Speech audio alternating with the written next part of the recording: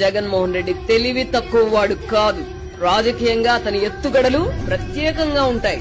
11 సీట్లకు మాత్రమే పరిమితమైన అధికార పక్షంలో ఉన్న వారిని భయపెట్టే మార్గాన్ని జగన్మోహన్ రెడ్డి ఎంచుకున్నారు. ఆయా రాజకీయ పార్టీల నాయకులు, కార్యకర్తల్లో అతనంటే వణుకు ఏర్పడుతోంది. మళ్లీ జగన్ అధికారంలోకి వస్తే అన్న భయం ప్రస్తుతం అధికారంలో ఉన్న కూటమి నేతల్లో కూడా ఇలాంటి భయాందోళనలు ఉండడం ఆశ్చర్యంగా ఉంది. రాష్ట్రంలో కూటమి ప్రభుత్వం అధికారంలో ఉందా లేక జగన్మోహన్ రెడ్డి అధికారంలో ఉన్నారా అని తెలుగుదేశం కార్యకర్తలు ప్రశ్నించే వరకు పరిస్థితి వెళ్లింది. అధికారంలో ఉన్నప్పుడే కాదు, ప్రతిపక్షంలో, అది కూడా 11 సీట్లకు పరిమితమై కూడా భయపెట్టగలగడం అతని ప్రత్యేకత.